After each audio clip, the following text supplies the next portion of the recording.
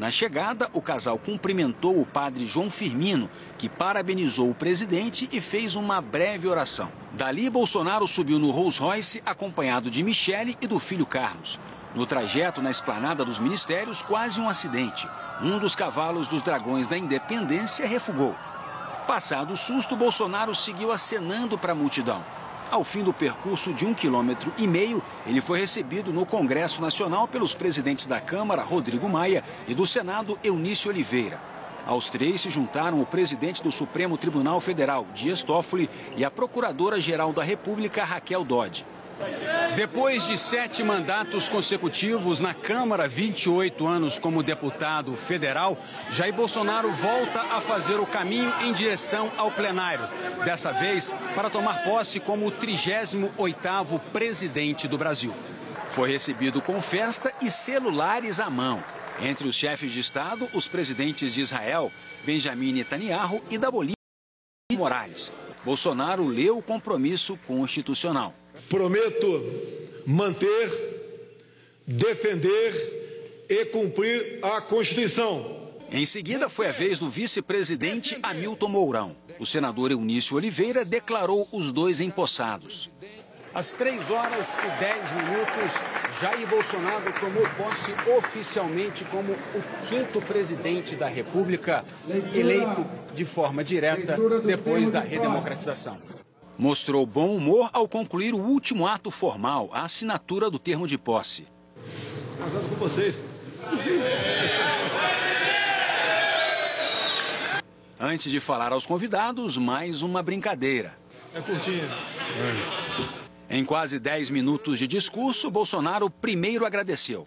Primeiro, quero agradecer a Deus por estar vivo, que pelas mãos de profissionais da Santa Casa de Juiz de Fora operaram um verdadeiro milagre. Depois pediu apoio aos parlamentares. Convoco cada um dos congressistas para me ajudarem na missão de restaurar e de reerguer nossa pátria, libertando-a definitivamente do jugo da corrupção, da criminalidade, da irresponsabilidade econômica e da submissão ideológica. Bolsonaro falou em união e respeito. Vamos unir o povo, valorizar a família, respeitar as religiões e nossa tradição judaico-cristã. Combater a ideologia de gênero, conservando nossos valores. O Brasil voltará a ser um país livre das amarras ideológicas. O presidente lembrou o atentado que sofreu e o apoio que recebeu durante a campanha. Quando os inimigos da pátria, da ordem e da liberdade tentaram pôr fim à minha vida, milhões de brasileiros foram às ruas.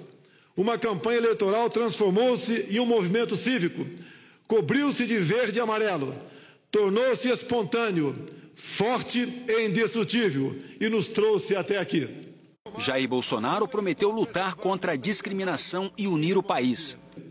Reafirmo meu compromisso de construir uma sociedade sem discriminação ou divisão.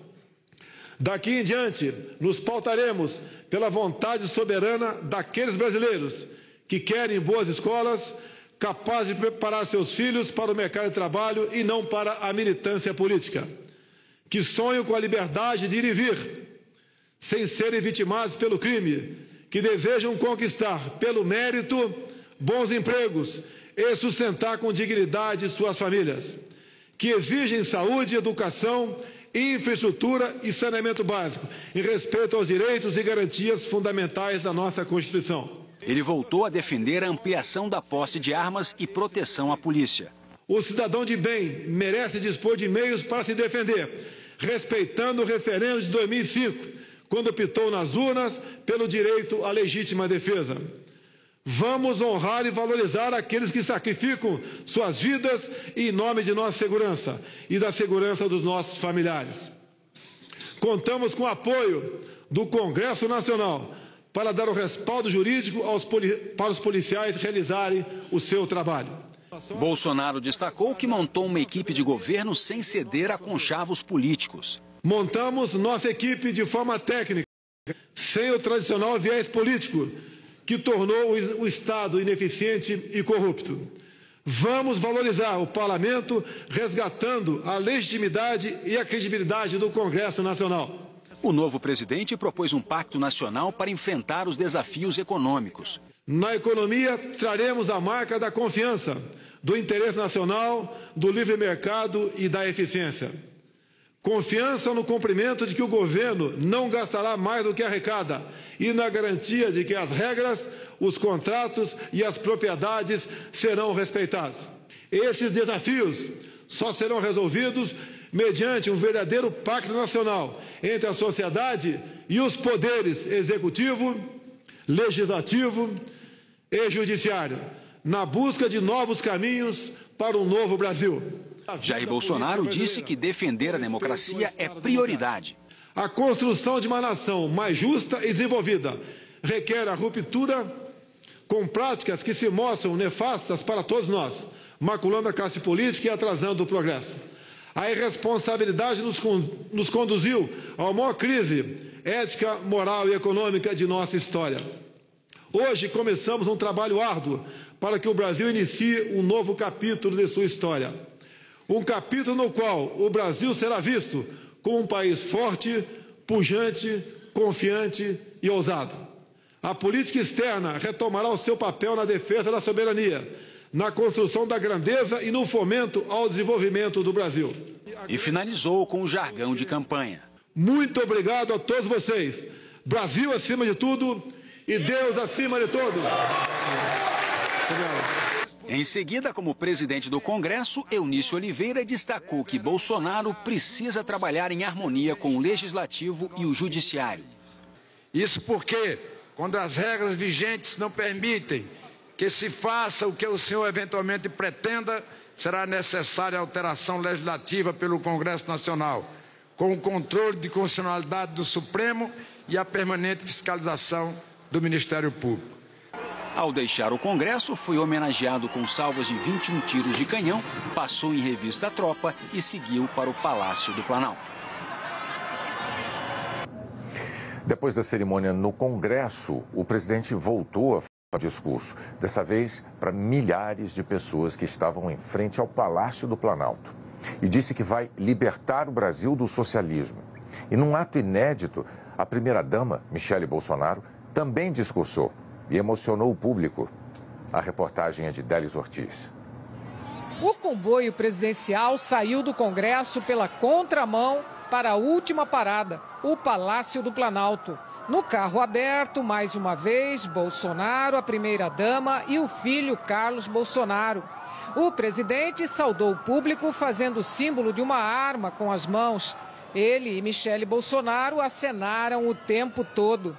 Na chegada, os dois, acompanhados pelo vice Hamilton Mourão e a esposa dele, Paula Mourão, ouviram o hino nacional e juntos subiram a rampa do Planalto. Eles foram recebidos por Michel Temer. Quando o presidente Jair Bolsonaro chegou ao Palácio do Planalto, do lado de dentro, aqui no Salão Nobre, pelo menos 700 convidados já o aguardavam. Entre eles, 30 surdos e intérpretes de Libras, convidados da primeira-dama. Michele Bolsonaro foi posicionada lá no final do salão, na outra extremidade, ao lado da família, os filhos, a sogra, Dona Olinda, a mãe de Jair Bolsonaro, todos na primeira fila. E lá no alto, no mezanino, também numa visão privilegiada, outros 130 convidados especiais do presidente, entre parentes e amigos. Bolsonaro e Temer seguiram com suas esposas para o parlatório. Foram recepcionados pelo público que lotava a Praça dos Três Poderes.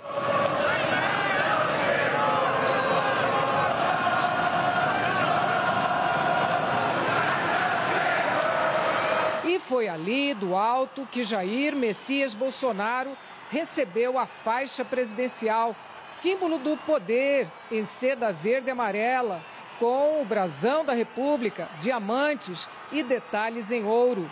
E pela terceira vez foi executado o hino nacional, acompanhado por um intérprete de Libras. Temer foi embora. O casal Bolsonaro voltou ao púlpito. Michele Bolsonaro quebrou o protocolo e fez um discurso em Libras. Emocionou o público. É uma grande satisfação, um privilégio poder contribuir e trabalhar para toda a sociedade brasileira. As eleições deram voz a quem não era ouvido e a voz das urnas foi clara. O cidadão brasileiro quer segurança, paz e prosperidade. Um país em que sejamos todos respeitados. Gostaria, de modo muito especial, de dirigir-me à comunidade surda, às pessoas com deficiência e a todos aqueles que se sentem esquecidos. Vocês serão valorizados e terão seus direitos respeitados. Tenho esse chamado no meu coração e desejo contribuir na promoção do ser humano. Emocionada, ela beijou o marido. E dali mesmo, do parlatório, o novo presidente da República falou pela primeira vez diretamente para o público na Praça dos Três Poderes. Ele começou fazendo uma reverência ao vice-presidente, que é general. Meu prezado general, com licença. Agradeceu a Deus e aos eleitores. É com humildade e honra que me dirijo a todos vocês, como presidente do Brasil. E me coloco diante de toda a nação, neste dia, como um dia que o povo começou a se libertar do socialismo. Se libertar da inversão de valores, do gigantismo estatal e do politicamente correto. As eleições deram voz a quem não era ouvido. Bolsonaro reforçou a importância de se respeitar a democracia. Respeitando os princípios do Estado democrático, guiados pela nossa Constituição e com Deus no coração, a partir de hoje, vamos colocar em prática o projeto que a maioria do povo brasileiro democraticamente escolheu. E disse que o país precisa deixar de lado a divisão ideológica. Não podemos deixar que ideologias nefastas venham dividir os brasileiros. Ideologias que destroem nossos valores e tradições, destroem nossas famílias, alicerce da nossa sociedade. Tudo o que propusemos e tudo o que faremos a partir de agora tem um propósito comum e inegociável: os interesses dos brasileiros em primeiro lugar. Vamos propor e implementar as reformas necessárias. Vamos ampliar infraestruturas, desburocratizar, simplificar, tirar a desconfiança e o peso do governo sobre quem trabalha e quem produz. Também é urgente acabar com a ideologia que defende bandidos e criminaliza policiais.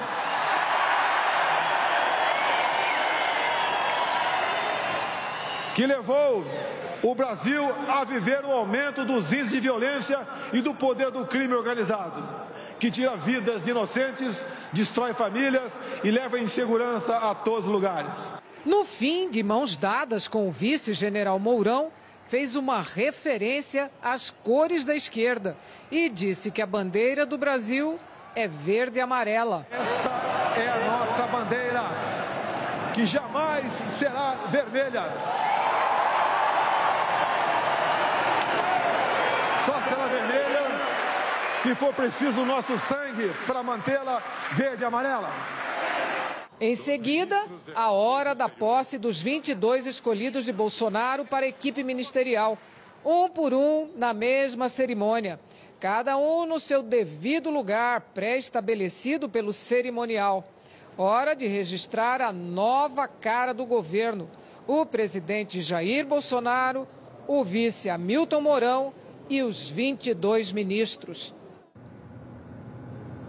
Bom, é preciso dizer que o beijo que a primeira-dama Michele deu no marido Jair Bolsonaro foi depois dos pedidos em coro do público que se aglomerava ali na frente do palácio. Uma das promessas do presidente Jair Bolsonaro é mudar a política externa do Brasil. E um indicativo de como poderá ser essa nova política pode estar na lista de autoridades presentes ou que se ausentaram da cerimônia de posse. No Congresso, dirigentes estrangeiros se misturaram aos parlamentares brasileiros. O presidente boliviano Evo Morales deixou as diferenças ideológicas de lado e escreveu numa rede social que Brasil e Bolívia são sócios estratégicos que olham para o mesmo horizonte. 10 chefes de governo e de Estado vieram cumprimentar o novo presidente do Brasil. Também vieram 18 vice-chefes de Estado ou de governo e representantes de países e organismos internacionais. Ausências e presenças numa cerimônia de posse também dizem muito. E nesta foram dados recados claros de como vai ser a política externa do Brasil nos próximos anos. A decisão de vetar a presença dos governantes de Cuba, Venezuela e Nicarágua mostrou que o novo governo vai jogar duro com esses regimes de esquerda. Entre os convidados, dirigentes que simbolizam essa mudança de rota. O secretário de Estado americano Mike Pompeo chegou de manhã a Brasília e imediatamente publicou numa rede social: "Desejo testemunhar a pacífica transferência de poder em uma das mais fortes democracias da América Latina." O governo Bolsonaro já acenou que vai se aproximar do governo de Donald Trump, o que gerou preocupações porque os americanos enfrentam uma disputa com a China, que é o nosso principal parceiro comercial. Logo depois do discurso de Bolsonaro no Congresso, o presidente americano Donald Trump publicou uma mensagem numa rede social. Parabéns ao presidente Jair Bolsonaro, que acabou de fazer um grande discurso de posse. Os Estados Unidos estão com você. Em seguida, Bolsonaro agradeceu também numa mensagem. O ministro do Interior da Itália também cumprimentou Bolsonaro. O primeiro-ministro israelense Benjamin Netanyahu, que está no Brasil desde de trajetória. O governo Bolsonaro sinalizou que pode mudar a embaixada brasileira de Tel Aviv para Jerusalém, como fez o presidente americano Donald Trump. A transferência desagrada países muçulmanos que também consideram Jerusalém como uma cidade sagrada. Eles são grandes parceiros comerciais do Brasil. Dirigentes dos países do Mercosul vieram à posse. O argentino Maurício Macri não veio. O presidente do Peru, Martín Vizcarra, que chegou ontem, voltou hoje ao país por questões internas. O futuro do bloco depende muito da posição do Brasil. E o presidente Bolsonaro já sinalizou que pretende tornar o Mercosul mais flexível nas negociações comerciais com outros blocos ou outros países. Esta professora de Relações Internacionais diz que ainda é preciso ficar mais claro o que é apenas retórica e o que vai ser feito na prática. As consequências dessa mudança é que nós iremos ter uma posição de distanciamento com alguns dos parceiros, principalmente do governo, de alguns dos governos da América Latina, mas eu acho que uma coisa importante é que retoma uma posição da política externa brasileira que é priorizar os seus interesses nacionais e o governo vai tentar implementar uma política que traga reais benefícios. Agora, no começo da noite, os representantes estrangeiros participaram de uma recepção no Itamaraty. O esquema de segurança de Jair Bolsonaro foi o maior já montado para a posse de um presidente no Brasil. Ainda estava escuro quando os carros da Força Nacional seguiram para a esplanada dos ministérios. Desde cedo, atiradores de elite estavam posicionados no alto dos prédios. Uma câmera neste balão permitiu uma visão privilegiada. Aqui embaixo, 4 pontos de revista manual e com detector de metais. Quem trouxe comida em embalagens não transparentes foi proibido de entrar com os alimentos. Em alguns locais, a polícia militar até fatiava frutas. As pessoas tiveram que deixar para trás itens como guarda-chuvas e capacetes, que eram proibidos.